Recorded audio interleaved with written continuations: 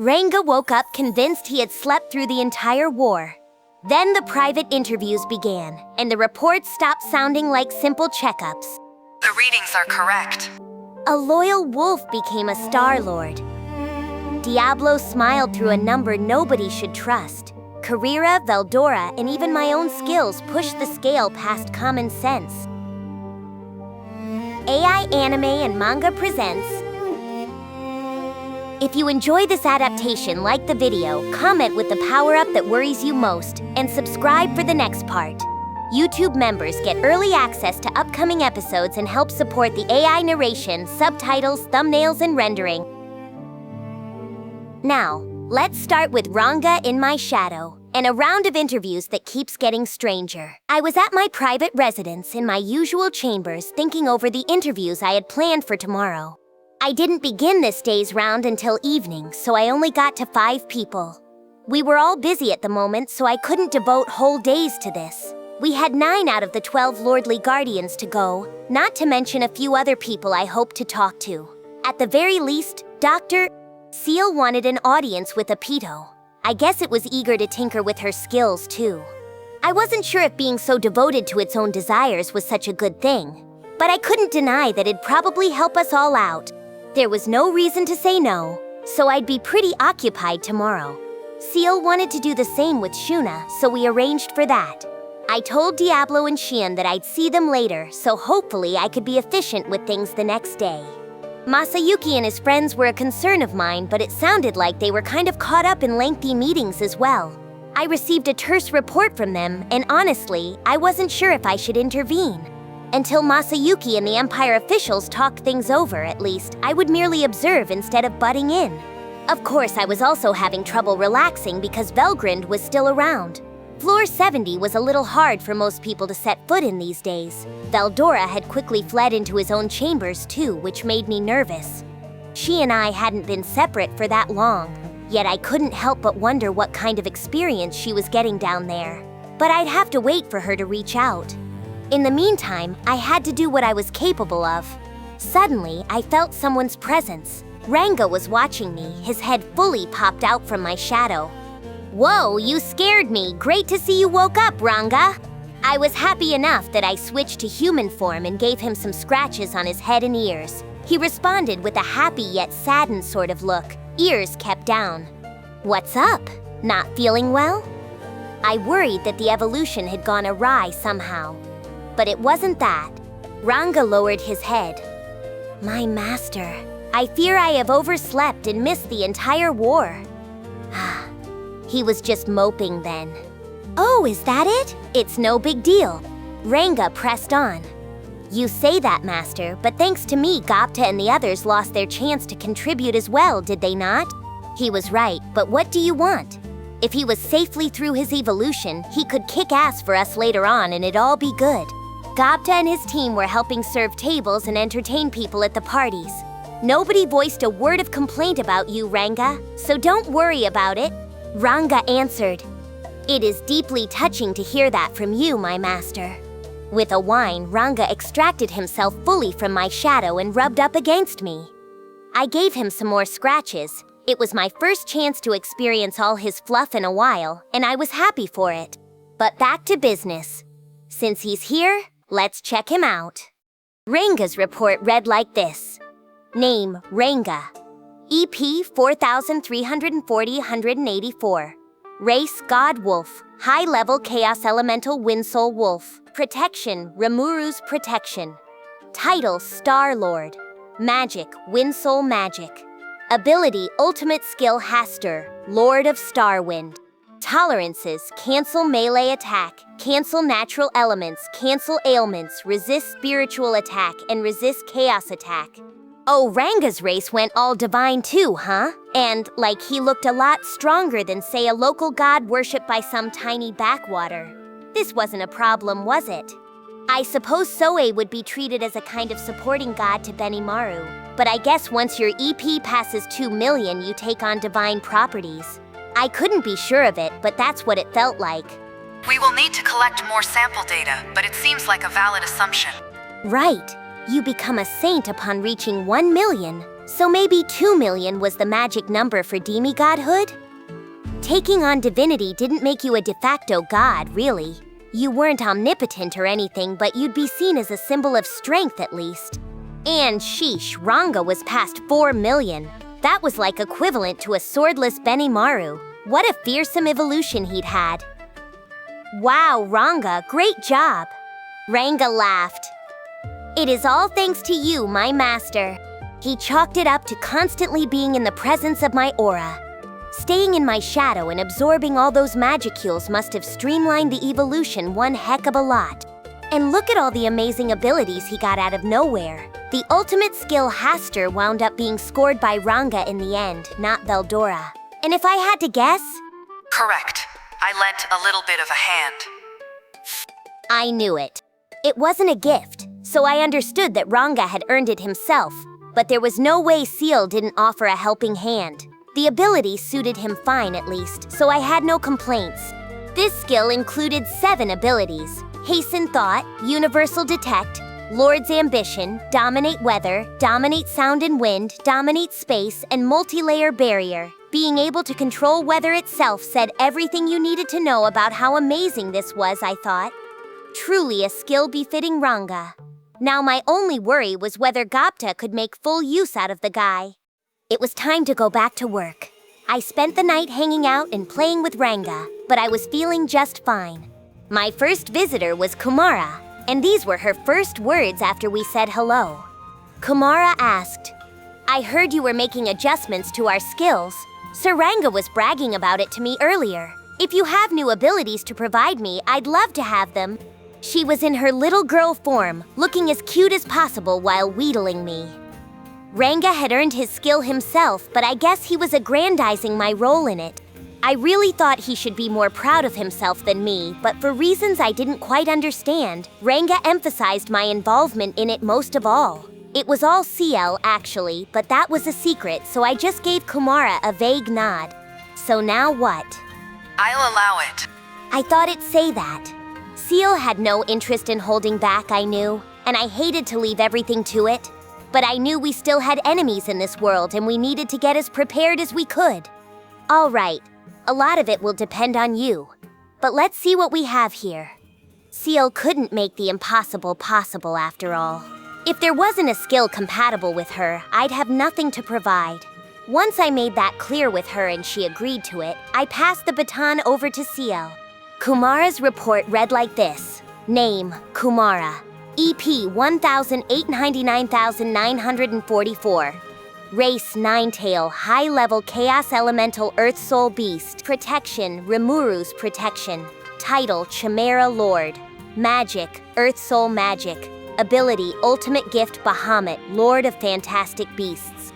Intrinsic skills, Dominate Beast and Unite Beast. Tolerances, cancel melee attack, cancel ailments, resist natural elements, resist spiritual attack, and resist chaos attack.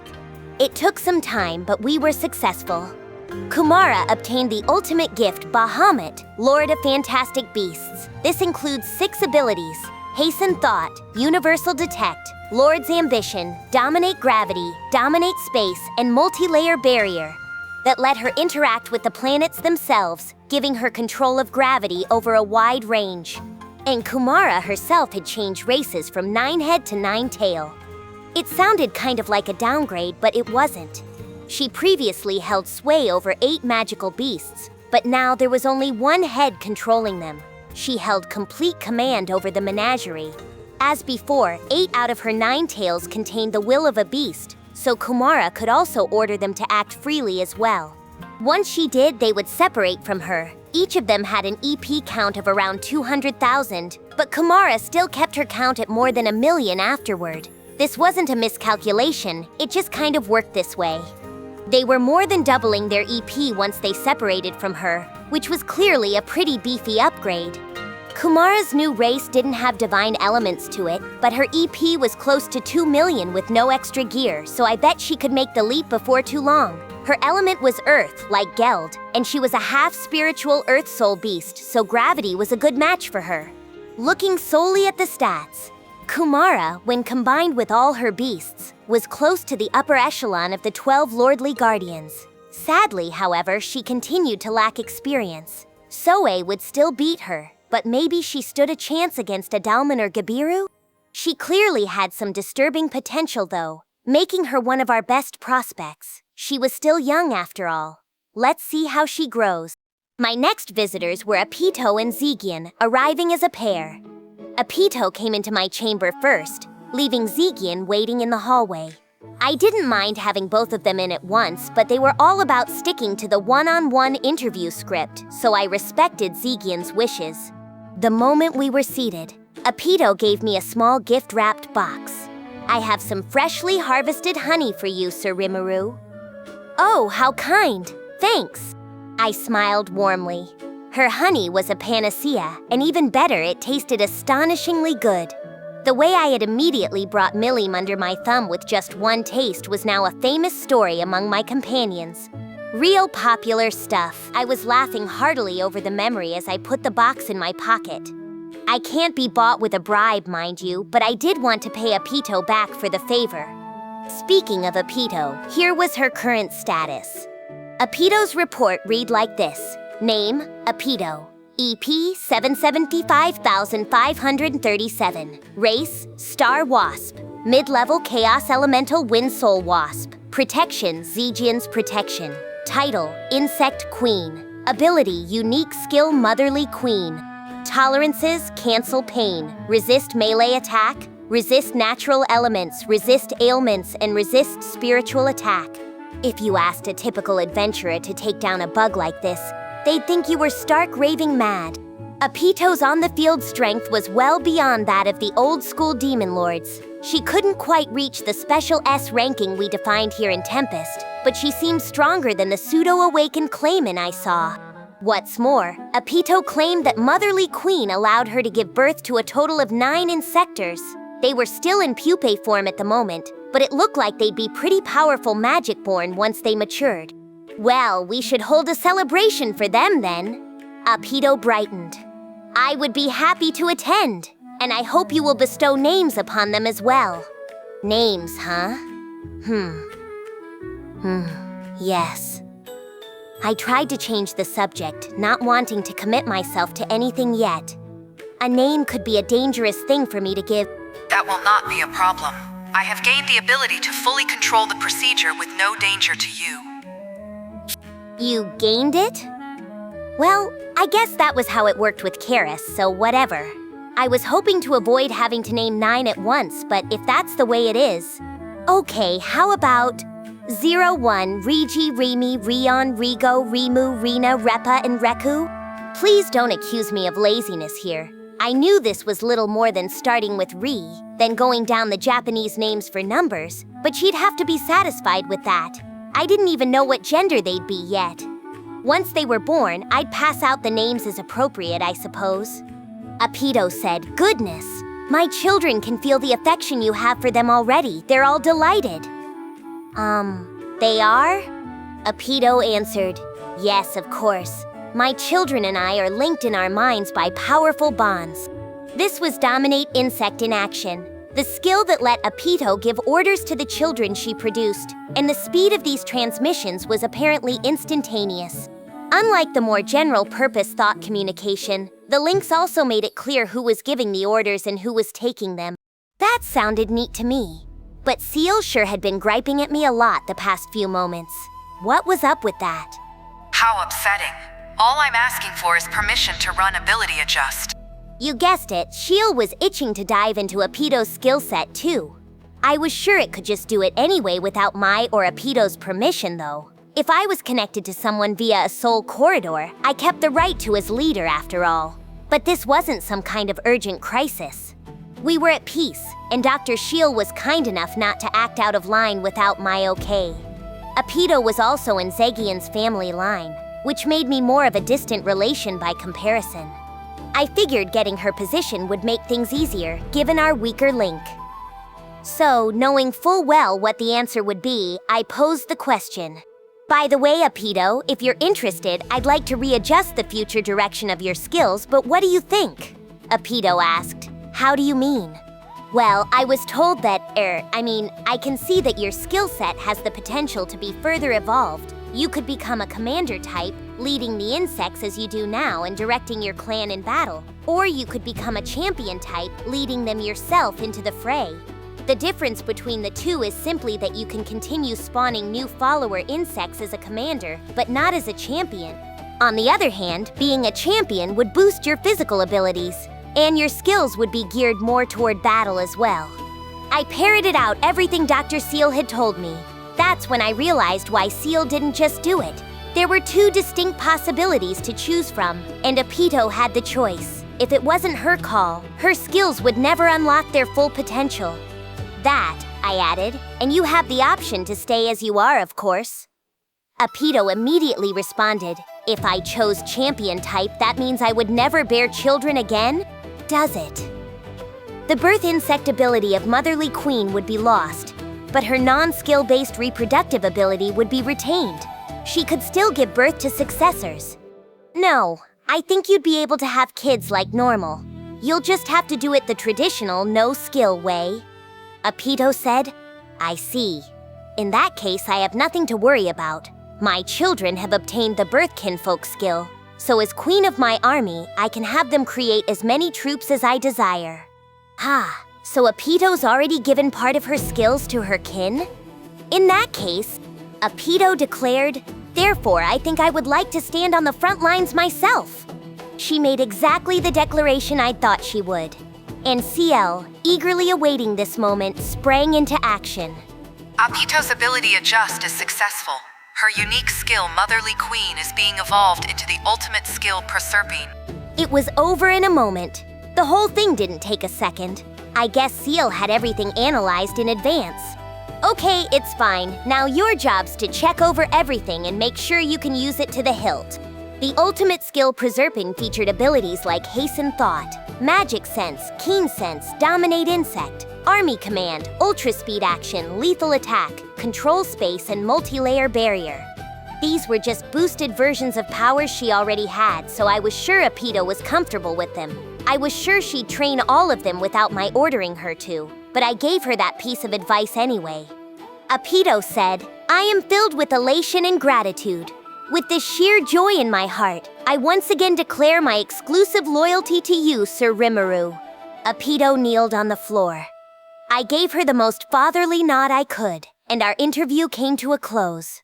So she left, and Zegion came in. He humbly picked a wooden chair to sit on, rather than my guest sofa. The strongest dude in the whole labyrinth, but he was so polite and thoughtful as well. I guess his exoskeleton would scratch up the leather, so that's why he'd made that move. How refined. I have to say though, Zegion did an incredible job for us. Powerful beyond measure. He could have formed a twin barrier with Diablo even before being evolved. He was already a level above the rest of the 12 Lordly Guardians, and this new evolution only added to that. In fact, looking at the Labyrinth archives, he defeated Dino without even revealing his full abilities. Scary kid. Honestly, I'm glad he's on our side. Zegion, you performed brilliantly for us. If you hadn't woken up in time, I'm not sure how it would have turned out. Zegion replied, Oh, don't be silly. You no doubt calculated the exact time I would awaken, didn't you, Sir Rimuru? Yeah, sure I did. Not really, no. I did suspect Dino of wrongdoing, yes. But I didn't think he'd take action just when we were the most lightly guarded. Zegion chuckled. And that's why you had me wake up exactly when things would come to a head then? No, man, I didn't think any of that would happen. Like, I didn't even know Velgrynd was there. Like, I did, but I wasn't expecting her to enter the scene the way she did. If I knew that, I never would have thought about taking my inner circle to go talk with the Emperor. That choice had us playing catch-up this entire war, and we emerged with the win only because luck was on our side. But no matter how I explained matters to him, Zegion thought everything was part of my so-called brilliant plan. I quickly gave up on convincing him otherwise. Either way, thanks for being there, you helped a lot. Zegion answered, No, I still have so far to go. I am sure, Sir Rimuru, you could have finished Dino with a single trans-dimensional attack without my entering the scene at all. But you provided me with a stage to perform on nonetheless, and I answered the call for you. What are you talking about? Trans-dimensional? What? I can't do that, dude. I mean, what kind of monster am I in his mind anyway? Sure, yeah, maybe I could have, yes. Zegion said. Ha, it would have been child's play for you, I am sure.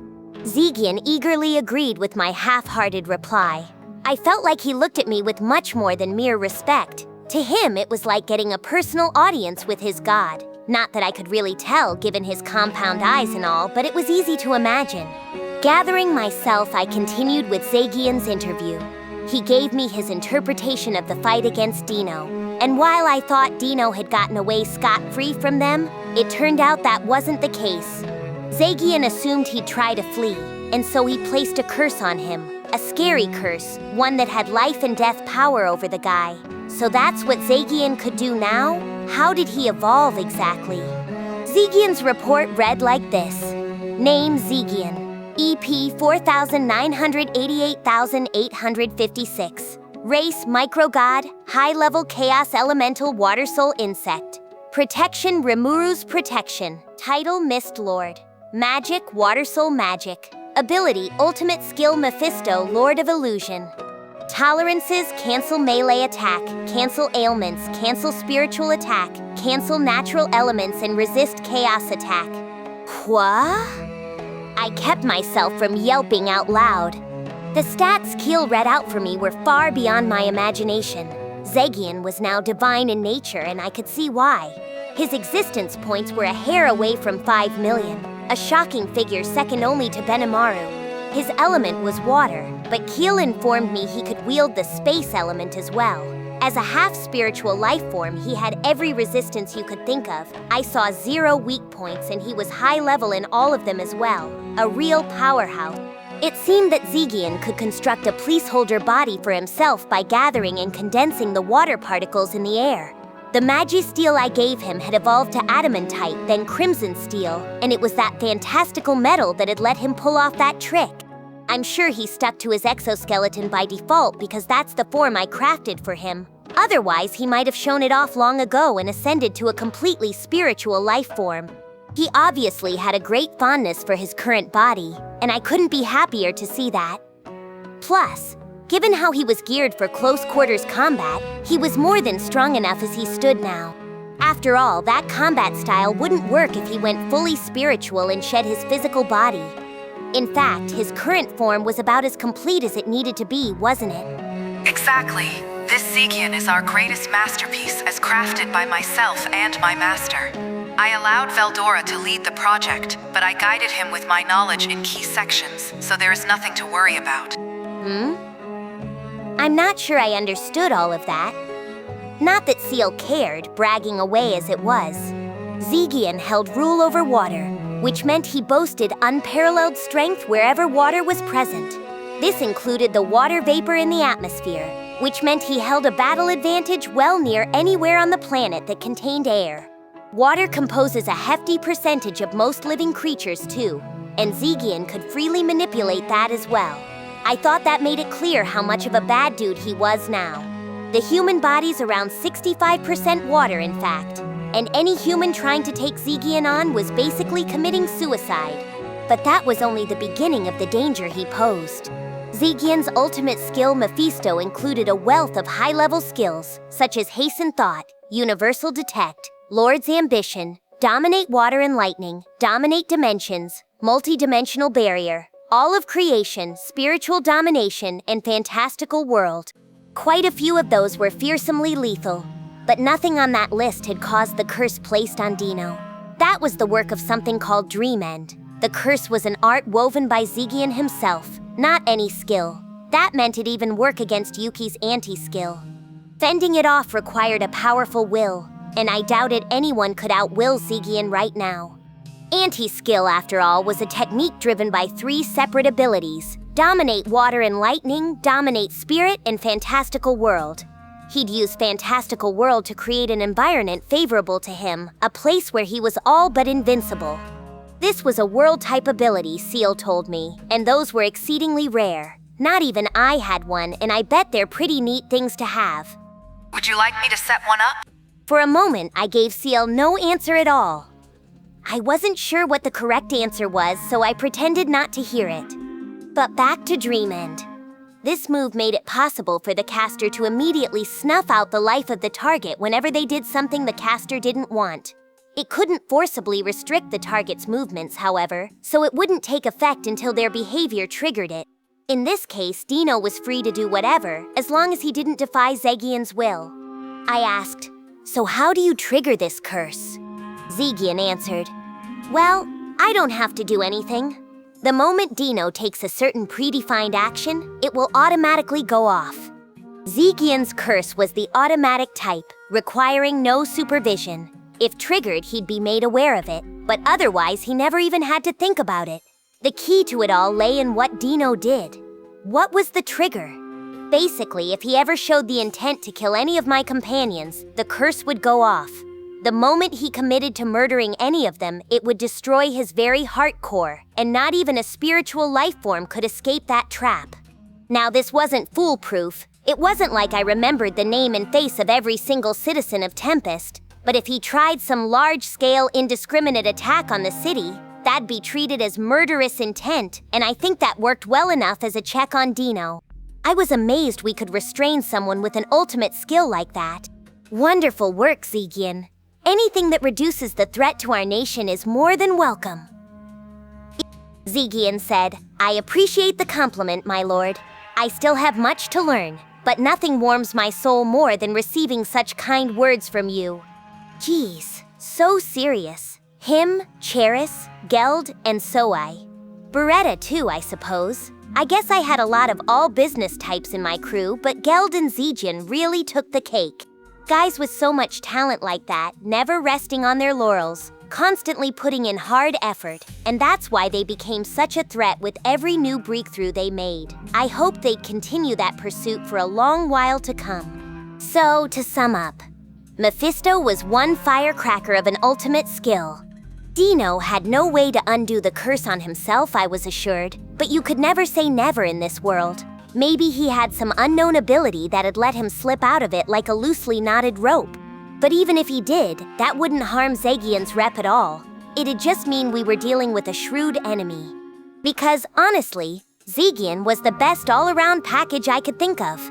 He took advantage of the brief moment Dino was dead to place that curse on him, and I thought that was where his real scary genius lay.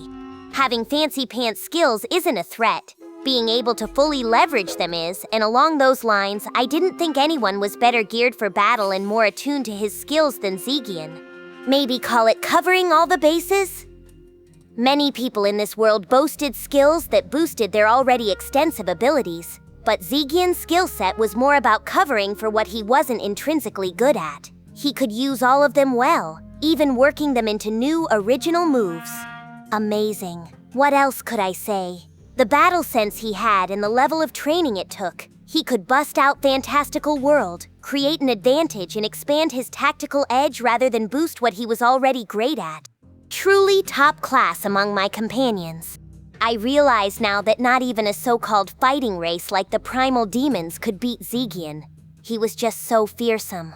No wonder Seal called this its masterpiece. Even the strength he showed off up to now was no doubt just a tiny glimpse into everything he had. I suppose it's a little unfair of me, though, getting to check on all my team's stats and abilities, but still. I had given Zegion the fairly generic name Mist Lord, but now I could see a double meaning there. Besides Mist, there was also quite a bit mysterious about the depth of his abilities. Or maybe Zegion took Mist literally and steered his skills in that water-oriented direction? No way. Dr. Seal would have said so if he did, right? Of course. Oh, great! That slight delay in the response worried me a lot. Hiding the concerns in my mind that CL was going off-kilter on me, I waited for my next interviewee. Adelman was the next person in my chamber. Adelman greeted me with a little too much zeal. "Sir Rimuru, I hope you are well. And let me tell you that I, Adelman, am cherishing every moment of this private audience with you already." Adelman was something beyond serious. I just nodded and motioned him toward my sofa. If I didn't make him wrap up his spiel fast, he'd be at it all day, so I sat him down as quickly as I could. "So how are you feeling now that you're awake?" Adelman answered, Excellent, sir. My spirit feels enriched and I can feel holy force penetrating every pore of my body. He really did have a glow to him, too. I feared what I was about to discover. Adelman's report read like this. Name, Adelman. EP, 877,333. Race, white. Mid-level chaos elemental light soul bones. Protection, Rimuru's protection. Title, Gehenna Lord. Magic, necromancy and holy magic. Ability, ultimate gift Necronomicon. Tolerances, cancel melee attack, cancel spiritual attack, cancel ailments, cancel natural elements and resist chaos attack. Thought so.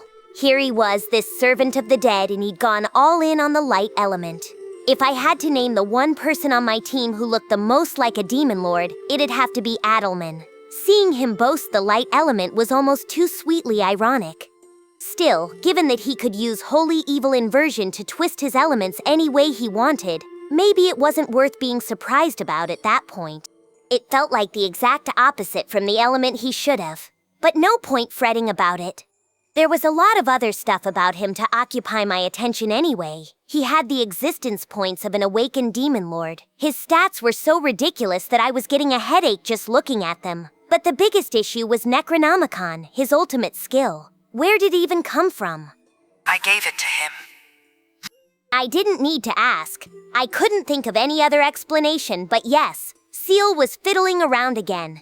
Adelman happily noted, and the best thing of all is Necronomicon, this power you gave me. It is a font of knowledge for me, the very root of my newfound strength. Necronomicon included a bevy of abilities: Hasten Thought, Universal Detect, Lord's Ambition, Cast Cancel, Analyze and Assess, All of Creation, Mental Strike, Holy Evil Inversion, and Dominate Dead. In addition to things he already had, he could now also invoke necromancy and holy magic with no casting time required. In addition, his rule and protection over the dead had been boosted, giving his armies a jolt of additional force. Adelman was gleefully explaining all of this to me now, and if he was happy about it, so was I. I didn't want to rain on his parade. By the way, Necronomicon is in the same family as Grimoire, the skill I gave to Ghidorah. I removed the items unsuited for Adalman from Grimoire and added abilities he would find more useful. Seal sounded like it was fishing for compliments. That was the first I'd heard about it giving Ghidorah any new abilities. Amazing, certainly, but I wasn't sure I welcomed this news. Clearing my mind for a moment, though, I recalled that Adalman and Ghidorah were both researcher types. They were close friends as well, I'd heard, and they'd often go diving into magic tomes together. They were magic-obsessed maniacs, really, but they weren't hurting anyone, so I let them do as they pleased. They might discover the meaning of life or something for all I knew, and devoting yourself to your passions is never a bad thing. As Skiel put it, Necronomicon and Grimoire were natural complements to each other. They certainly seemed to suit those two well, and yeah, I guess this was the right move to make. That was the end of Adalman's interview, and now I was headed down to see how Alberto and Venti were doing. They were so awed by the idea of meeting with me that they'd initially turned down the request. Apparently they needed to prove themselves more in battle before they'd feel deserving of the chance. It was beyond dedicated of them. In fact, I couldn't understand the logic at all. Who did they think I was anyway? Still, I had to check up on the people serving me.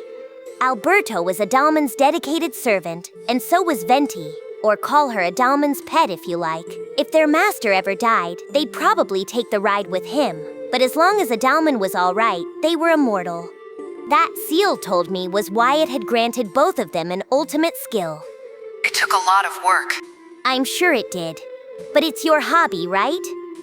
No doubt this was just Seal's gentle personality manifesting itself. Trusting in that, I looked over the stat reports. Alberto's report read like this. Name, Alberto. EP, 682,639 plus 600,000 for his spirit sword. Race, white. Mid-level chaos elemental flame soul man. Protection, Rimuru's protection. Title, Gehenna Paladin. Ability, ultimate gift immortality. Tolerances, cancel melee attack, cancel spiritual attack, cancel ailments, cancel natural elements, and resist chaos attack.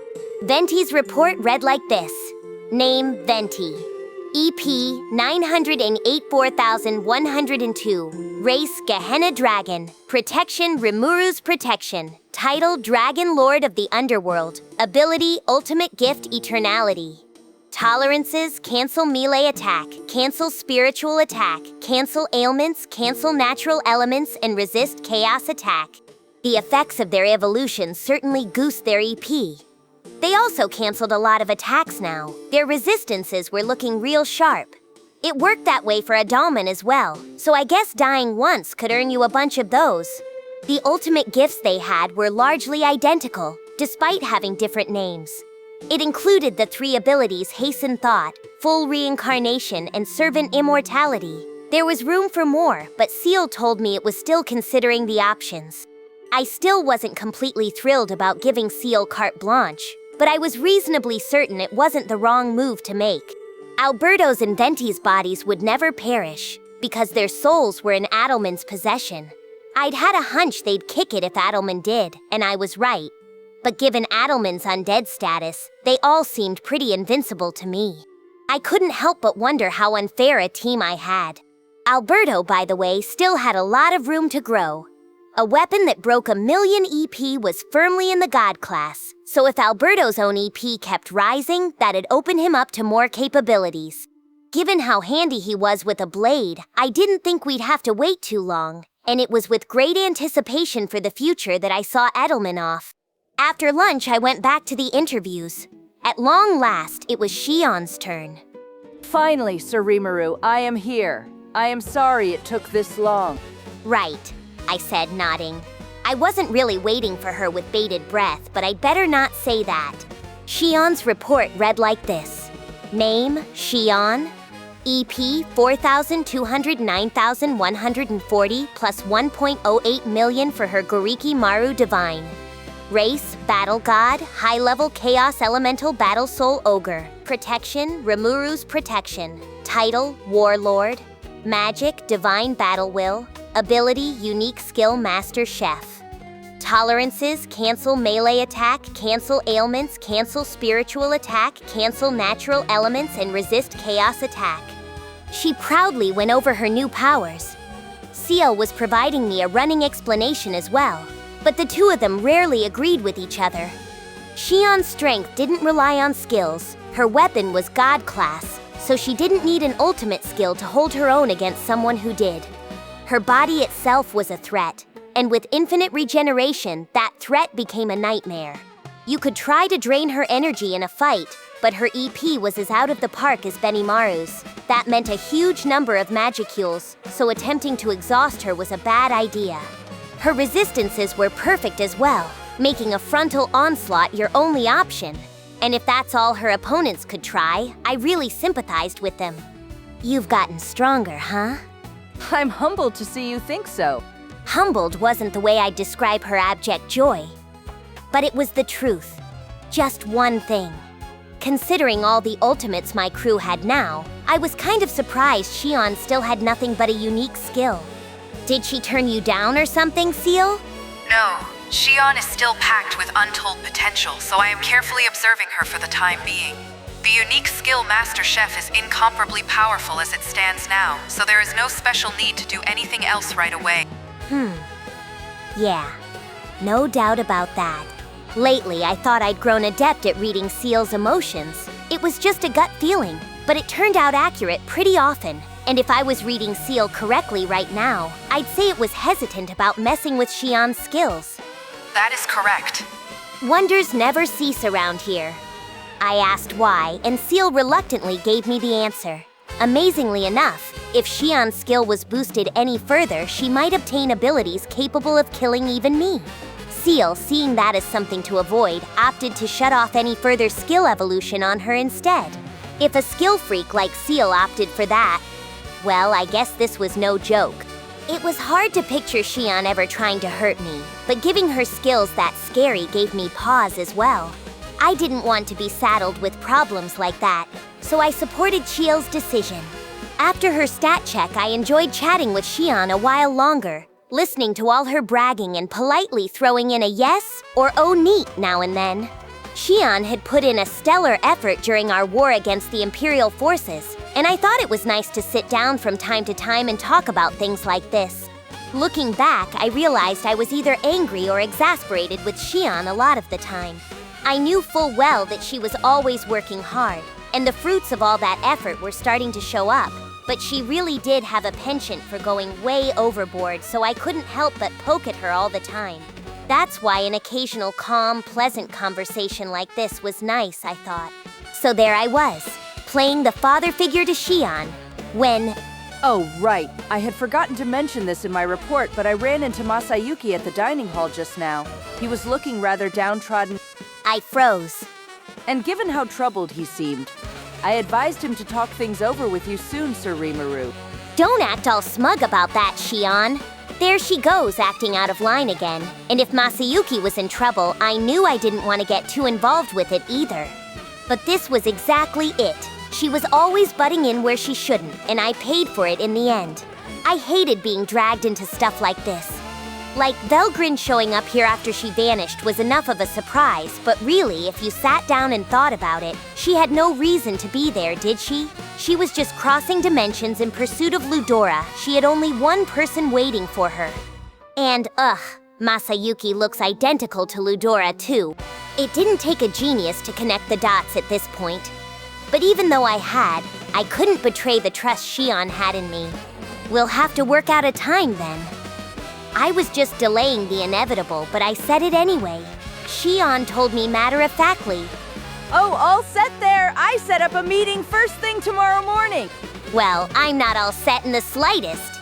You want to stage a full meeting before we've even prepared for it? Now this was getting blown way out of proportion.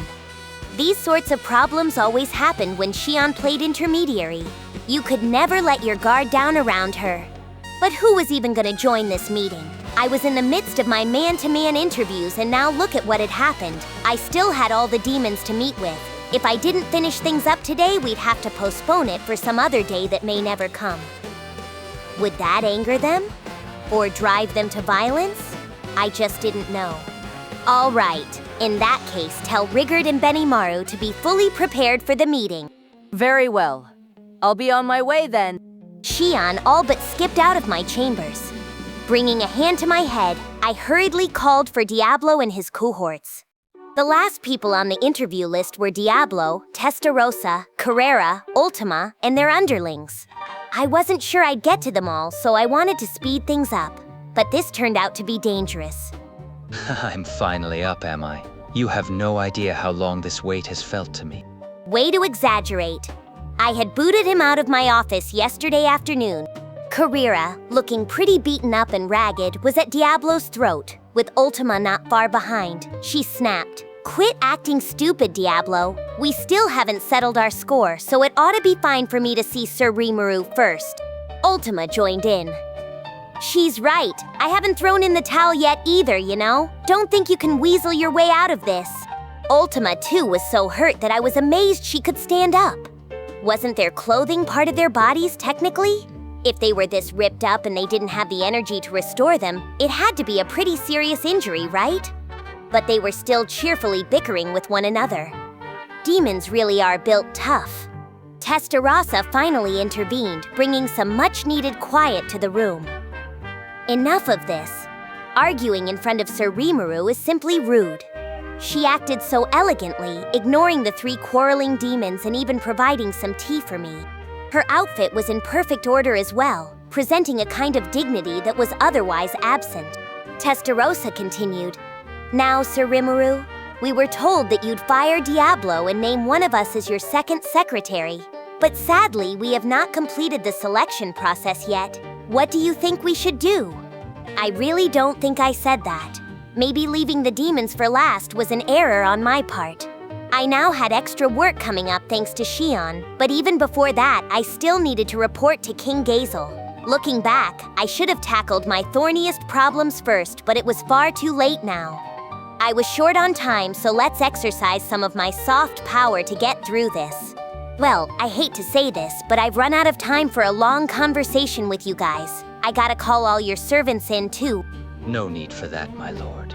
Carrera said, "Yeah, I don't think you have to. It'd just go to waste on them." Ultima added, "Right? If you want information about our underlings, I'll give you whatever you need. Testarossa finished. Exactly. And no servant of mine is foolish enough to try butting into the precious time you've devoted to us, Sir Rimuru. Diablo, Carrera, Ultima, and Testarossa replied to me with a smile. About the best response I could muster was, okay. Seal, too, said there wasn't any major need to summon every single demon. Diablo and the 3 demonesses, it noted, had already said to go ahead, do whatever you want with us. That still felt like I was ignoring all the other demons, but Seal had a grasp of each of them already, which was news to me, but I convinced myself that of course it would. It had to manage all my people and stuff, so I moved on. Anyway, the first person I interviewed was Diablo, it goes without saying. Kicking the 3 others out of the room, I had him sit down. He could barely stay put in his seat, so excited he was. Diablo's report read like this. Name Diablo. EP 6 Seal 666-66. Race Demon God. Primal Demon Devil Lord. Protection Rimuru's Protection. Title Demon Lord. Magic Dark Magic and Elemental Magic. Ability Ultimate Skill Azazel Lord of Temptation. Tolerances Cancel Melee Attack, Cancel Ailments, Cancel Spiritual Attack, Cancel Natural Elements and Resist Chaos Attack. Come on, was my first thought. The fact his EP was all the same number was a dead giveaway that he was gaming the system. I didn't say anything though, since Keel didn't. In the end, I didn't think there was much doubt that Diablo was the most powerful person in my entire hierarchy, between that EP fake or not and his resistances. His Azazel skill contained Hasten Thought, Lord's Ambition, Control Dimensions, Multi-Dimensional Barrier, All of Creation, Dominate Punishment, Dominate Charm, and World of Temptation, mostly the same abilities I had. He carefully went over these with me, clearly looking for someone to brag about them with, and Dr. Seal gave him high marks for his understanding of them. Though, really, Diablo was stronger than me, wasn't he? Given how I couldn't really use my skills without Seal's help. His magicule count was immense, his level high, and the quality of his skills beyond question. He was an exceptionally omnipotent demon in every way, and why he decided to serve under me was a total mystery. He had an unquenchable thirst for battle, not to mention a fixation with me that bordered on problematic, but I enjoyed being able to count on his seemingly infinite stores of strength. With this evolution, I now wondered how he'd do in a practice battle against Zegion. I was sure it'd turn into a great fight. He and Benimaru, too. I felt like Benimaru was always going easy on anyone he fought in training, in part because if he got real serious, it'd raise acres and acres of land and kill off thousands. But that was no issue in the Labyrinth. I suppose Benimaru didn't enjoy revealing his skills much either, but still. Water would win over fire element-wise, so I'd think Zegion would have an edge over Benimaru. But there was no telling unless they actually duked it out. Then again, there was no need to rank my troops like this. I could just call Benimaru, Diablo, and Zegion my top 3, and that should keep any strife to a minimum. That was all I needed from Diablo. As for his servants, he told me that Ghidorah had joined Venom as his apprentice. Apprentice? Yes. Adding him to my team eliminates any worry that he'd betray us, you see. I thought we were safe from that by now, probably, but still it was a relief to hear. Ghidorah was already kept in place by his role as Labyrinth Guardian, so Diablo wasn't free to make him his 24-hour gopher, but he didn't mind that.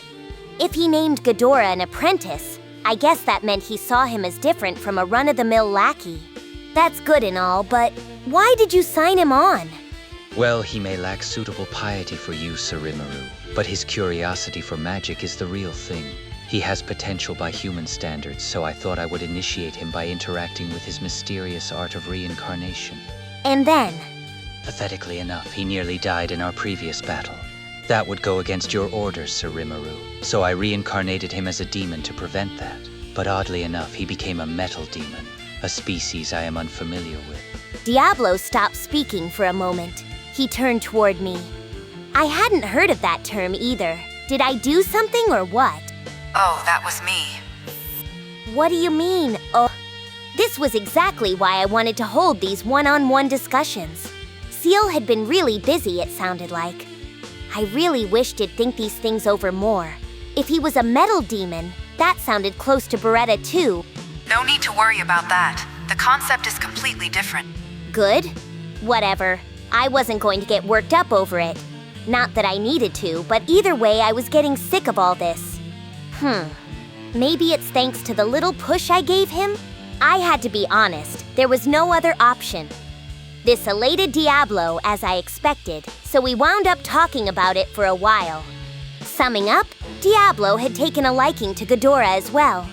They had an ongoing promise that should something happen, the demon would have him join his family.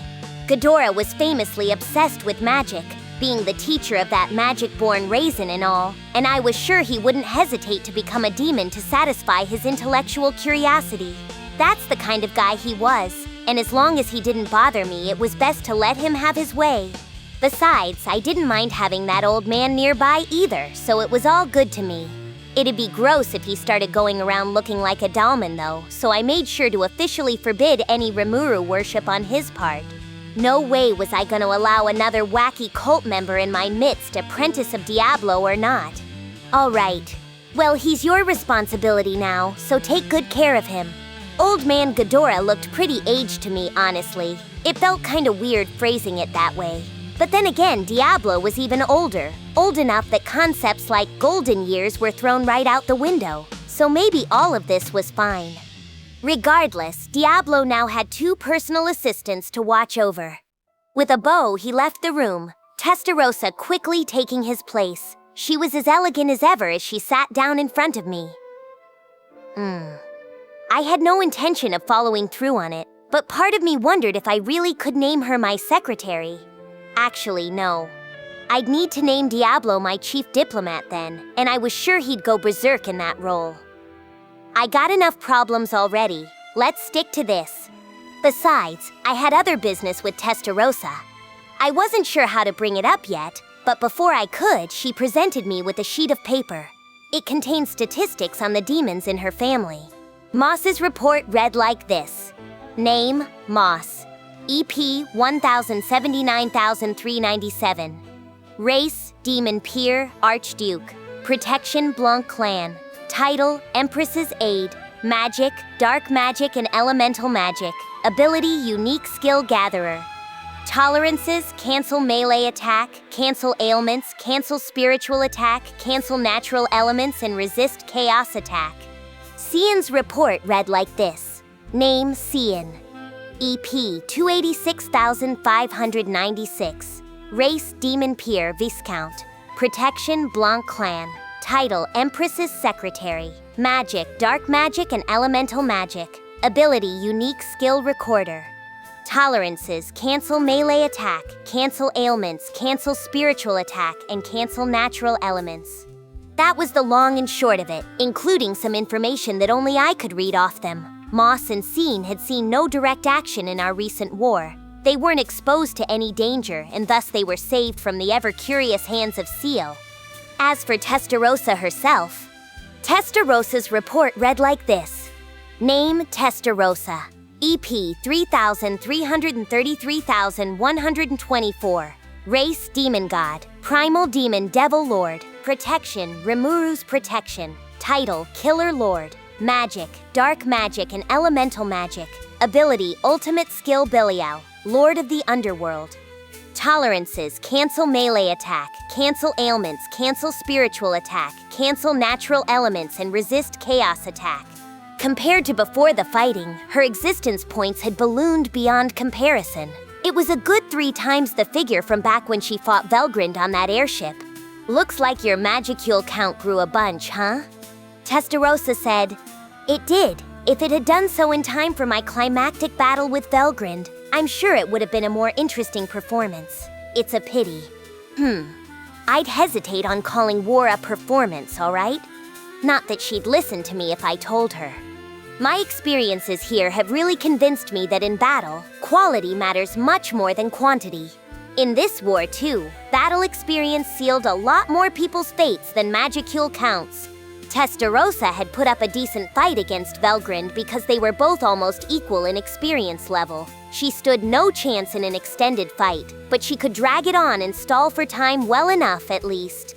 If Testarosa's Magicule stores were larger, that meant she was much more capable in battle now. That was tremendously reassuring, but it also placed even more responsibility on me to watch over her and ensure she didn't go out of control. I was leaving all that to Diablo at the moment, but now I thought I should pay a bit more attention to her. Belial, though? It just oozed a sense of danger, much like Testarossa herself. It had a pretty handy slate of abilities: Hasten Thought, Universal Detect, Lord's Ambition, Control Dimensions, Multi-Dimensional Barrier, All of Creation, Dominate Life, and World of the Dead. Yep, another world-type ability. And judging by the name World of the Dead, I wouldn't subject myself to it for $1 billion. I'd let Seal maintain that one for me, I think. Scary. Testarossa, after handing me the stats on Moss and Scene, got right down to business. So if you wanted to talk alone with me, is this about something that can't be stated in public? What would that be exactly? I was glad she was so quick on the uptake.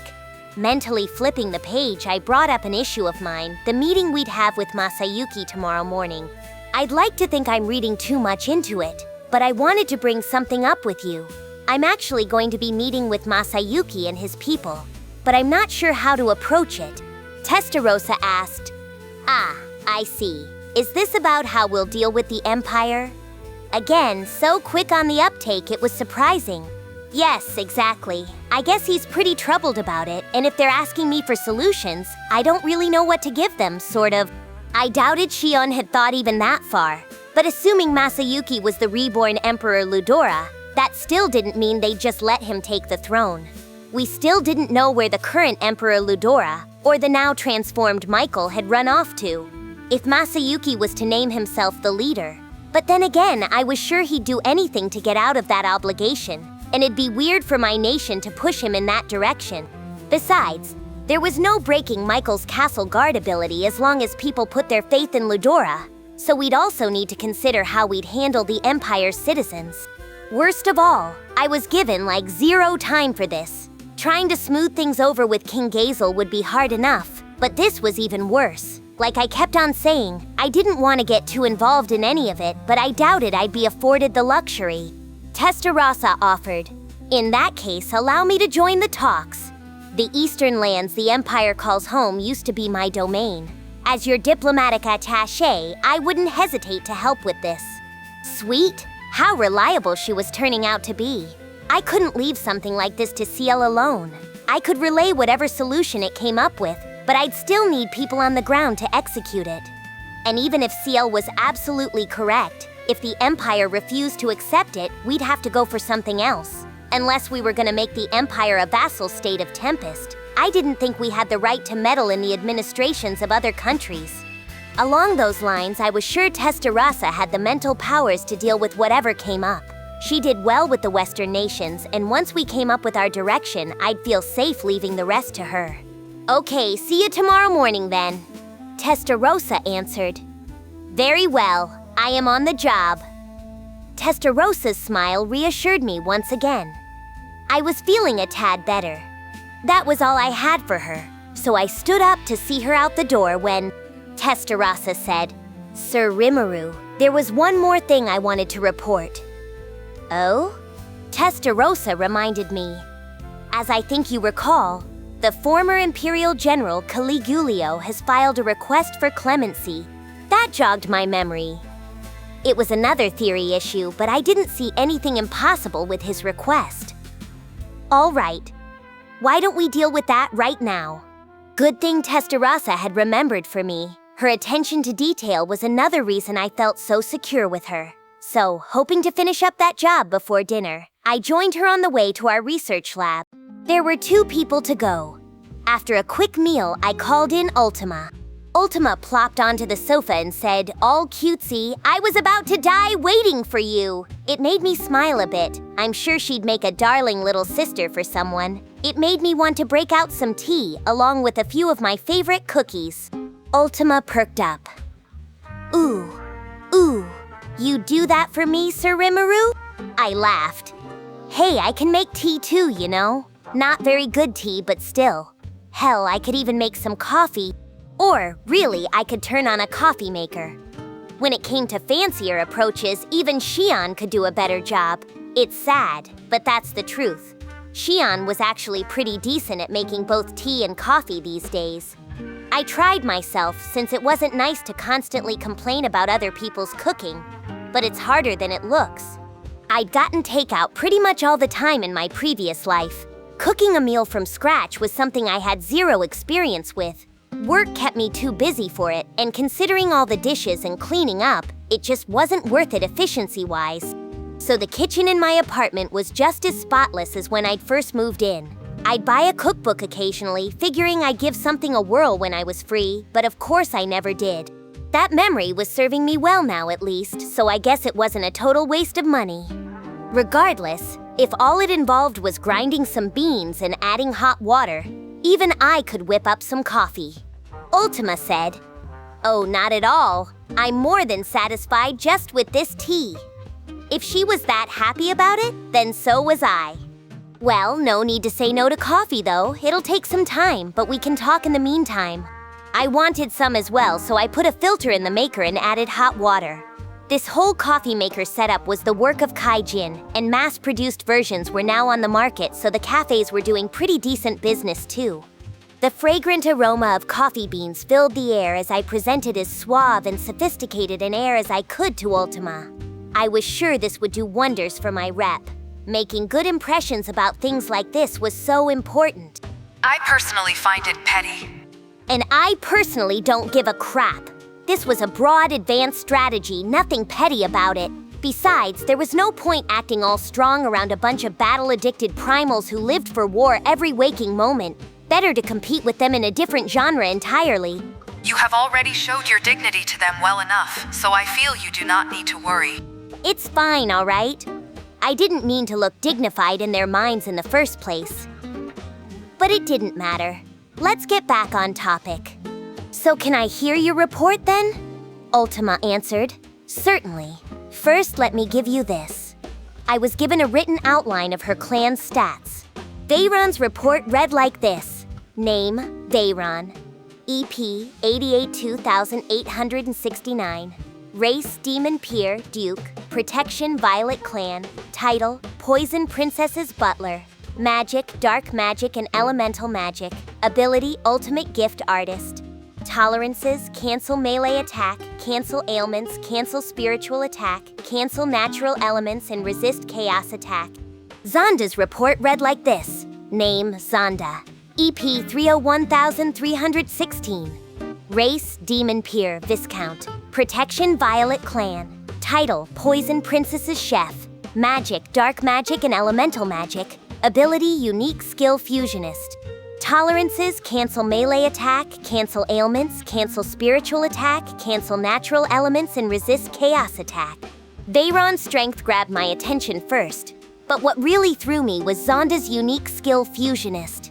This wasn't in the same family as Shion's wacky Master Chef skill. Instead, it was designed for situational awareness and supporting allies. Via its fusing process, it could heal any sort of wound on anyone. It didn't meddle with the laws of cause and effect the way Shion's skill did, so that was a relief. Next up, Ultima herself. Ultima's report read like this. Name, Ultima. EP, 2,668,816.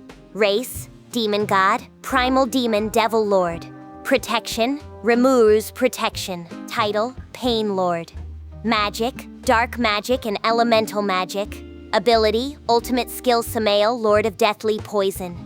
Tolerances, cancel melee attack, cancel ailments, cancel spiritual attack, cancel natural elements, and resist chaos attack. Ultima, much like Testarossa, had grown a lot, and her magicule count had been constantly rising since her evolution completed. She was well into million-class territory, but how much stronger would she get? I was glad to have her on my team, but too much would be a threat. And we can't forget about Ultima's abilities either. The ultimate skill Samael gave her Hasten Thought, Universal Detect, Lord's Ambition, Control Dimensions, Multidimensional Barrier, Detect Weakness, Craft Poison, World of Destruction, all geared for killing, huh? Craft Poison was the nastiest of them. Combine it with Detect Weakness, and she could instantly create just the right poison to kill her opponent. but I was even more curious about World of Destruction. It was a vicious world-level ability, one that could unconditionally kill anyone and anything except for spiritual life forms. Kind of a supercharged version of my own merciless skill, I think. It wouldn't work against the truly powerful, so maybe it was best to have that one sealed away. Ultima, my apologies, I began, pouring coffee into a cup to calm myself down. Ultima asked, "What about?" "So, about your World of Destruction ability," Ultima asked. "Yes?" She gladly accepted the cup I handed to her. I had to come out with it now or I never would. "You're banned from using it," Ultima said. "All right! I was just thinking that I didn't need it anyway. I guess you really can read my mind, Sir Rimuru." "Huh? Oh, yeah, of course, right?" I laughed awkwardly. I laughed it off as I internally thanked my lucky stars. I'm not sure why, but I guess Ultima wanted to stay hands-off with World of Destruction. But maybe it should have been obvious. She was such a battle-obsessed girl that winning every single battle by default probably didn't excite her. If she was willing to accept that, then wonderful. Relieved, I sat down and enjoyed some conversation for a while. My final interviewee was Carrera. Carrera said, "Let me tell you, my lord, if you didn't step in to help me, I'm not sure I could have ever beaten Kondo. That man was real strong. I can hardly believe he was human." She ended her report with a light laugh. Ciel had told me this much, but hearing it from Carrera's own mouth made it even more vivid. She had won that battle by the tiniest of margins, and her praise for him was the unvarnished truth. And she was right, Kondo was something else. Benimaru had taken out Granite number 3 in the Empire's internal list, but even he was pretty wary of Kondo. In fact, he was confident he could have beaten anyone in the Empire except for that guy. Taking out a menace like that would have been a feather in anyone's cap, really. But Carrera said it was all thanks to the power she was granted. Carrera continued, "Receiving my body, surpassing my limits, evolving further from that, I've done nothing but take. I want to repay the favor. I'd like you to understand that my loyalty forever belongs to you." Carrera usually had an arrogant streak a mile long, but this was probably a more sincere side of her. I mean, a primal demon born in antiquity should really outclass a freshly born demon lord. But regardless of that loyalty, I knew exactly how to reply. "Well, keep up the good work then. By this point, if you weren't here for me, our entire court system would collapse. Monsters really did tend to follow the will of the strong. Anyone could arrest a criminal, but judging them required someone powerful to fill the post. I'd like to institute a jury-style system in the future so we could leave cases to the people outside of serious, vicious crimes. But that would come once our nation was stable. Tempest was still a developing country, so Carrera's strength was helping me a lot right now." Carrera said, "Oh, I'd be glad to. I'll do whatever you ask of me, and I know my clan will too." She seemed to relish the chance. I then looked over her overview of her clan and their stats. To be exact, Agira's and Espri's. Agira's report read like this. Name, Agira. EP, 733,575. Race, Demon Peer, Marquis. Protection, Jean Clan. Title, Tyrant's Master. Magic, True Battle Will. Ability, Ultimate Gift, Blade Transform. Tolerances, cancel ailments, cancel spiritual attack, cancel natural elements, and resist chaos attack. Espri's report read like this. Name, Esprit. EP, 552,137. Race, Demon Peer, Count. Protection, Jean Clan. Title, Tyrant's BFF. Magic, Dark Magic, and Elemental Magic. Ability, Unique Skill Observer. Tolerances, cancel melee attack, cancel ailments, cancel spiritual attack, cancel natural elements, and resist chaos attack.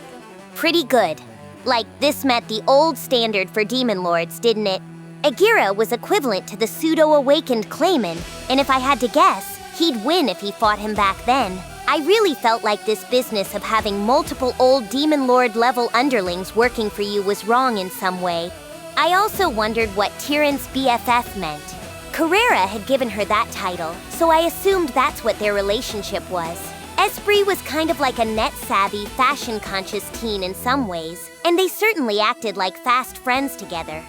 It was less a master-servant thing and more like two girls from different years in the same high school. Carrera, it felt to me, treated her clan a lot different than other demons did. But the real surprises came next. Carrera herself was insane. Carrera's report read like this. Name, Carrera. EP 7,113,351 plus 3.37 million for her golden gun. Race, demon god. Primal demon, devil lord. Protection, Rimuru's protection. Title, menace lord. Magic, dark magic and elemental magic. Ability, ultimate skill Abaddon, lord of destruction. Tolerances, cancel melee attack. Cancel ailments, cancel spiritual attack. Cancel natural elements and resist chaos attack. More magicules than Diablo? It made my eyes turn into little dots. Her growth had finally come to a stop, but she was clearly on top among my troops. But even scarier was Abaddon. Its abilities included Hasten Thought, Universal Detect, Lord's Ambition, Control Dimensions, Multi-Dimensional Barrier, Surpass Boundary, and Dimension Rupture. Nothing world level, but all suited for attack force. Dimension Rupture in particular could work its way through distortion fields to kill off enemies. If Carrera combined destructive magic with her own power and topped it off with this ability, only a very few people could withstand it, I think. It could even destroy the floors of Ramirez's Labyrinth, which further proved how crazy it was. Frankly, not even I wanted to fight her any longer. You're stronger now. My true feelings fell from my lips. Carrera answered, yes, thanks to you, that, and to Kondo for ceding this to me. I want to kill Emperor Ludora for his sake as well. I almost said, right, until I remembered. Kondo, too, was being controlled by Michael that whole time. Actually, the real Ludora is no longer in this world, or, well, a lot of stuff's happened. But the Ludora you fought was actually a skill that took over Ludora's body for its own purposes. I explained to her that Ludora was actually Michael, the Mana's body. She nodded, unsurprised. Carrera said, I see. And that's why that bastard Feldway called Ludora by the name Michael. Now it makes sense, my lord. Glad to hear.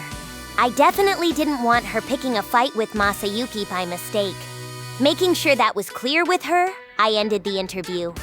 But just as Carrera was about to exit, she turned around. Carrera said, oh, I forgot. There's this thing I needed to tell you about, my lord. What is it? I asked, taking a sip of coffee. Carrera hesitated. To be honest, I wasn't sure whether to tell you. If Carrera was this distressed about it, it must be something big. Maybe I should invite her to sit down again. Then Carrera dropped the real news. But it looks like Agera was once Hakuro's grandfather. Bruff! I almost did a comedy spit take there. That was avoided just in time, but if it was something that shocking, I wish she wouldn't just float that up on the way out the door. That, hey, Carrera? Carrera laughed. Pretty serious stuff, eh? It's more than I can handle, so I wanted to leave the decision on what to do with him to you. And with that, she smiled and left the room, tossing the ball into my court. I was sure that was a smile of relief now that the load had been taken off her shoulders. But I couldn't ignore this news. Diablo and the Demonesses said I didn't need to interview their clan members, but Agera definitely deserved an audience later. He'd have to wait, though, as I needed time to gather my thoughts. For now, at least, the one-on-one interviews were over. I had our meeting with Masayuki the next day, so that was all the work for today. But it wasn't like I needed sleep. So I reverted to my casual, comfortable slime form and climbed under the covers. I always found sitting in the dark like this oddly comforting. In that case, I will now give you my report. I'm off work for today. This report involves my master skills. It is not work. Seal might see that stuff as a hobby, but to me it wasn't much different from work. Not that it listened to me. I'm sure I needed to know about it, so let's give up for now. I was actually looking forward to it a little, in fact. Better brace myself. No doubt it was going to be something ridiculous. My latest round of skill and ability integrations went extremely comfortably for me. I wrapped them all up without being forced into sleep mode, and while it took a day and a half to cover everyone, I was still lucid and alert enough to conduct all the interviews I had scheduled. And why not? CL had asked me to invoke ability adjust in the middle of battle, and no way would it allow me to go offline in that situation. If it did, I'd be really pissed off. So I asked Seal in my mind to go ahead, and the data began flowing in. So what did we have here then? My own report read like this. Name, Rimuru Tempest. EP, 8,681,123 plus 2.28 million for my dragon sword. Race, highest level Chaos Elemental Ultimate Slime. Patronage, Grace of Friendship. Title, Chaos Creator. Magic, True Dragon Magic, High-Level Spirit Summoning, High-Level Demon Summoning, and others. Ability, Mana Skiel. Intrinsic skills, Universal Detect, Dragon Soul Aura, and Universal Shapeshift. Ultimate skills, Azathoth, Lord of the Void, and Shub-Niggurath, Lord of Abundance. Tolerances, Cancel Melee Attack, Cancel Natural Elements, Cancel Ailments, Cancel Spiritual Attack, and Resist Chaos Attack. That's how I turned out. It didn't really feel this way to me, but I was sporting some serious EP there. Add in my straight sword and I was pushing 10 million. I was well used to this weapon by now, and it sure lived up to its god rating. It had transformed its shape, influenced by the unique traits of my species, and for now I was simply calling it my dragon sword. There were 2 holes in it for upgrading purposes now, so clearly it was evolving without a hitch. I was happy with that. Maybe it'd evolve more if I gave it a more formal name? Ah, no way, forget it, impossible. Part of me did want to try it out, but I didn't want just any old name for it. I'd try the name change once I thought up something really cool. But just because my EP or Magicule count was way ahead of the pack, that didn't mean I could rest easy. Benimaru, Diablo, and Zegion were hot on my heels, and people like Testarossa and the other 2 demonesses were monsters in battle.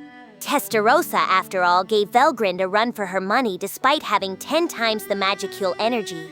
It proved that stats weren't as important as how well you used your powers, I suppose. And by powers, I meant your Magicule count, fighting level, and abilities put together. In the battle against the Empire, they had all made maximum use of that power. If I wanted to prepare for the battles to come, I certainly couldn't let myself fall behind.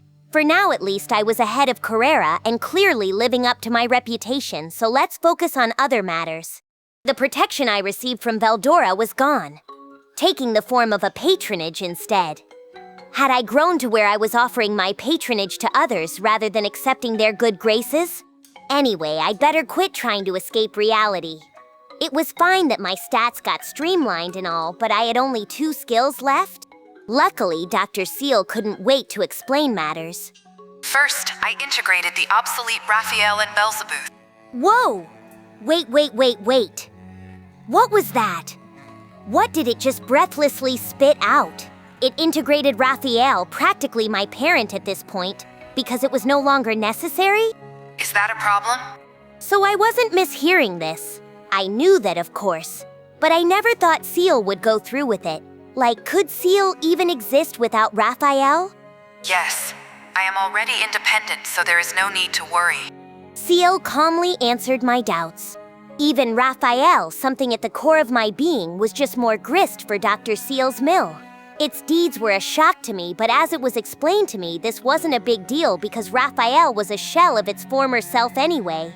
What mattered was what was inside, and so Seal had gone to work. No feelings, no deep emotion. The way it so thoroughly cut away all unnecessary skills was clear to me now. If it wasn't a problem, then fine. But did it need to consume Belzebuth as well? Of course. I really should have had it check with me first, I weakly replied. But Seal kept on explaining like it knew it was in the right. To sum up, my skills had transformed beyond recognition. It was way more than mere adjusting at this point. I mean, adjusting skill was what it did, but it still made no sense to me. So what were these skills now? The first one, Azathoth, Lord of the Void, was born from integrating Raphael and Belzebuth. Veldora, Lord of the Storm, as well as the just-acquired Velgrynd, Lord of the Flame, were also sacrificed for the cause. All the related abilities were carried on, however, so Ciel claimed it was no problem at all. That meant Azathoth contained the abilities Soul Glutton, Void Collapse, Complex Space, Release True Dragon, Flame Storm, Corify True Dragon, Flame Storm, Control Dimensions, and Multi-Dimensional Barrier. My old Summon True Dragon was gone, but turning Release True Dragon on and off had the same effect. Besides, now that Veldora and Velgrynd were free, they could come to my side with no magical coercion, so I really didn't need it. Corify True Dragon piqued my interest, and that turned out to be literal. It allowed me to turn the True Dragons into blade cores I could put into the holes in my straight sword. I repeat, it took the massive energy cloud known as a True Dragon and condensed it into a little ball for my sword. I was afraid to even imagine what sort of incredible force that would unleash. I'd need their permission for this, but really, I was too scared to even picture when I might need to bust this out. Better seal it away for now, I thought, shutting it down before I even tried using it. I mean, no way Velgrynd would agree to it, but I bet Veldora would be up for trying anything once. That concerned me, so I kept it a secret. More to the point, the real killer abilities here were the ones provided by Azathoth itself. Soul Glutton, a super-powered version of Predate and Glutton. Consumes the target, soul and all. Void Collapse, the ultimate destructive force, driving a world of chaos. Requires a manas to fully control. Complex Space, a world of chaos. A super-powered version of my stomach and isolate abilities. A prison cell that locks away anything that must be isolated. Control Dimensions, gain a grasp of time and space, allowing for instant transport with a single thought. Can even impact time. Multi-dimensional barrier. A multi-layer barrier kept on at all times, provides absolute defense via dimensional faults. That was how Dr. Ciel explained it, and now things were sounding pretty intense. It tried to do all this to me during battle even. It's nuts. That talk of absolute defense via dimensional faults, though, doubt I could trust that one. This was passing itself off as stronger and safer than a distortional field, but there were no absolutes in this world. I wouldn't be tricked that easily. Of course, I should have realized the moment Ranga obtained Haster I was due for some serious ability upgrades. So it wasn't a surprise so much as a feeling of sheer exasperation. With Azathoth in hand, I really didn't need any other abilities, did I? The second ultimate skill in my inventory was good old Shub Niggurath, and those were the two skills this round of ability adjust had left me. These were clearly power-ups from before, but at first glance it felt like I had lost some abilities. Hasten Thought for starters. But I could still use that one just fine. What was up with that? That family of skills: Hasten Thought, Predict Future Attack, Analyze and Assess, Parallel Operation, Combine, Disassemble, Cast Cancel, All of Creation, Food Chain, Dominate Thought, Dominate Laws, and Transform Element are calculation-based abilities that have been integrated with myself. They are thus available to you at a faster reaction time than before. I guess I should praise this as a massive leap forward. Something told me this was going too far, but think of it this way. I was probably gonna need it for the next war. Wimping out now would lead to more losses later. That was the resolve I needed here. If I wanted to enjoy peace in the future, I couldn't leave anything behind, and I couldn't show any mercy. So that rounded out my strength. But how did I stack up with Veldora these days? Veldora's report read like this. Name, Veldora Tempest. EP, 88,126,579. Race, highest level Chaos Elemental True Dragon. Patronage, Grace of Abundance and Protection of the Storm. Title, Storm Dragon. Magic, True Dragon Magic. Ability, Intrinsic Skills Universal Detect, Dragon Soul Aura, and Universal Shapeshift. Ultimate skill, Nyarlathotep, Lord of Chaos. Tolerances, Cancel Melee Attack, Cancel Natural Elements, Cancel Ailments, Cancel Spiritual Attack, and Resist Chaos Attack. That was his current state. His resistances were perfect, of course, but worthy of note was his off-the-charts existence point count. The only thing you could really do at this point was laugh. All that crap he did while he was being measured, you know? Even remembering it made me stop for a moment. It had happened just a bit ago, right after dinner. I was about to meet with Ultima, so I'd made to stand up and leave when Veldora got in my way. Rimuru, I understand you've been conferring with Benimaru and his fellows. I happen to be free right now. Huh? I'm busy. Sorry, but I'll play with you when things calm down a bit. Whoa! It's not that! I was just wondering when you'd confer with me! Pardon? I didn't need to interview him. Like, Veldora wasn't my servant or anything, and if I wanted his stats, I could ask Seal for them. But we talk all the time anyway. Do we need anything that formal? What? Stop being such a stick in the mud!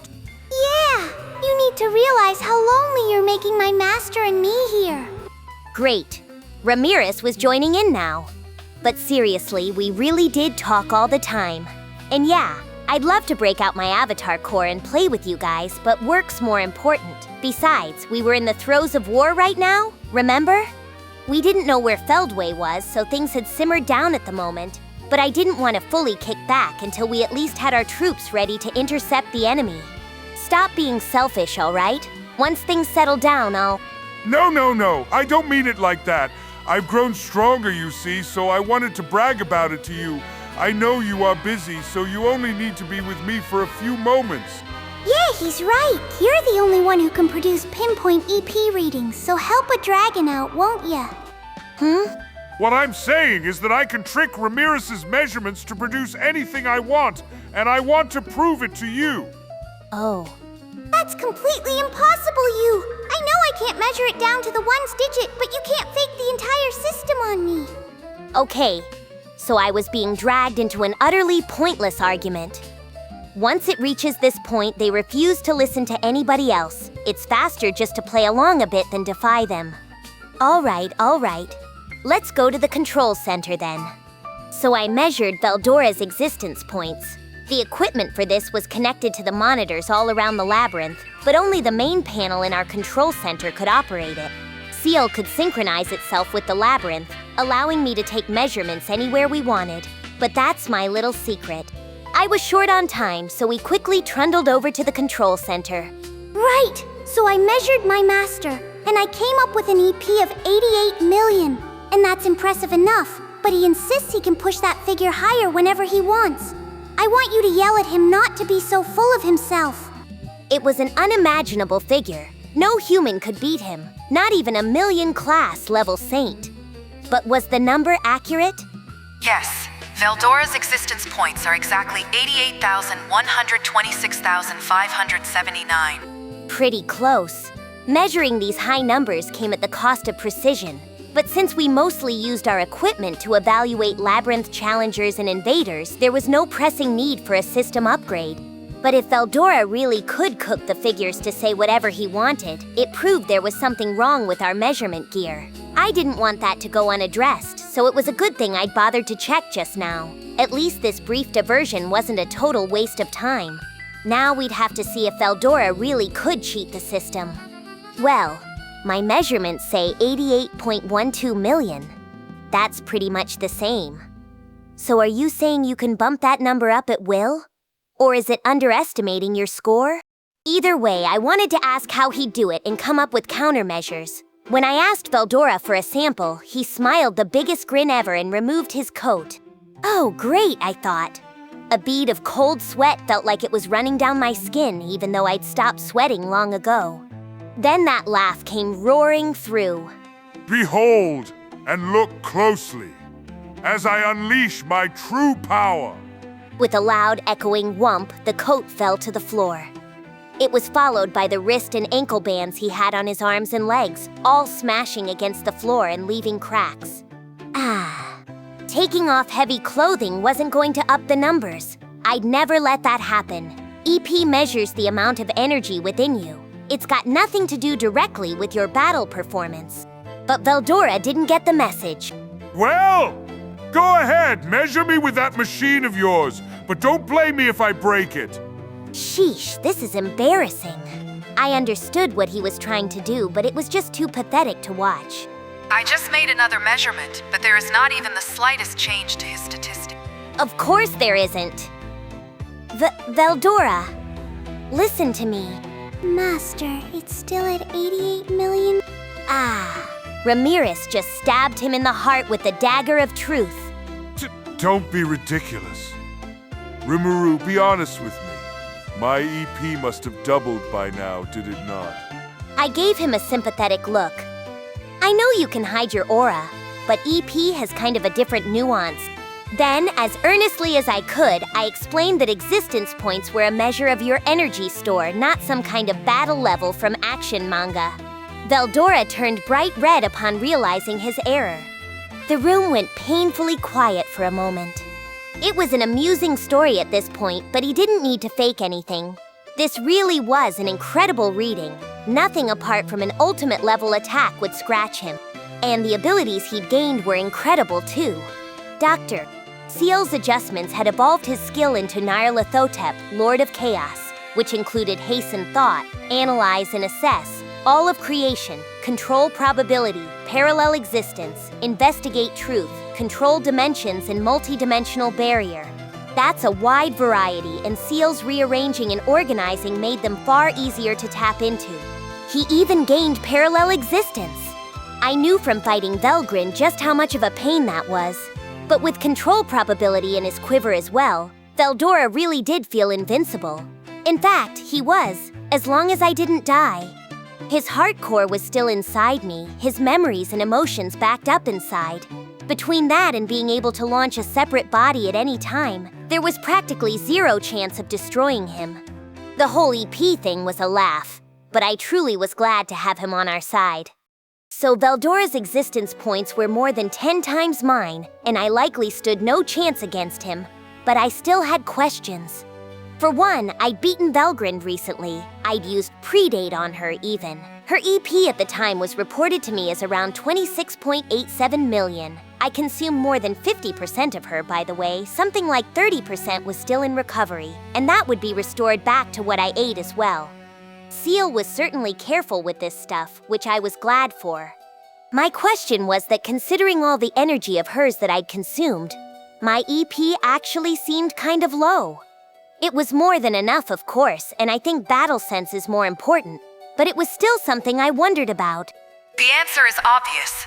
The energy you consumed was taken into your body at one point, but it was turned into your blood and flesh and then set free via Release True Dragon. And what does that mean? It means that my master's maximum existence point value can be accurately defined as the sum of Veldora's and Velgrynd's EP. I was forcibly stunned into silence. So when I had Release True Dragon turned off, that's when I could break out my full force. But, the output's the same either way, so maybe having more energy didn't mean anything. I was sure Velgrynd made separate bodies of herself because she maxed out what only one of her could produce too. There's no limit to someone's potential force, but if you can't hit someone with it, it's a moot point. Gain enough to destroy an entire planet, and it gets hard to precisely control it too. Maximum power, I concluded, meant little to nothing. I should also note that Velgrynd's estimated EP when I consumed her was 49,829,987. That was Kiel's calculation, and I'm sure it was perfect, but right now her count had gone way up. Velgrynd's report read like this. Name, Velgrynd, EP 74,350,087. Race, highest level Chaos Elemental True Dragon. Patronage, Grace of Flame. Title, Flame Dragon. Magic, True Dragon Magic. Ability, Intrinsic Skills Universal Detect, Dragon Soul Aura, and Universal Shapeshift. Ultimate Skill, Cthulhu, Lord of the Fire God. Tolerances, Cancel Melee Attack, Cancel Natural Elements, Cancel Ailments, Cancel Spiritual Attack, and Resist Chaos Attack. That was Velgrynd's current status. She went down by a fifth, only to then go way past her initial value. More of an evolution than merely growing. Her abilities were the same as before after a round of Ciel optimization, but I was sure she was a master at using them. Cthulhu comprised Hasten Thought, Flame Excitation, Parallel Existence, Control Dimensions, Transdimensional Leap, and Multidimensional Barrier. A real rogues gallery. I had last seen Velgrynd several days ago, so I had no idea what she was going through. Presumably, I'd see her tomorrow, and I really wasn't sure how to approach her. She'd be scary if I riled her, so I resolved never to goad her again. My interviews, really a way to check on our current state with Ciel, had come to a much-appreciated close. Root confirmed. The next episode and full playlist are ready. Then don't stop here. Keep watching in story order and subscribe before the next part drops.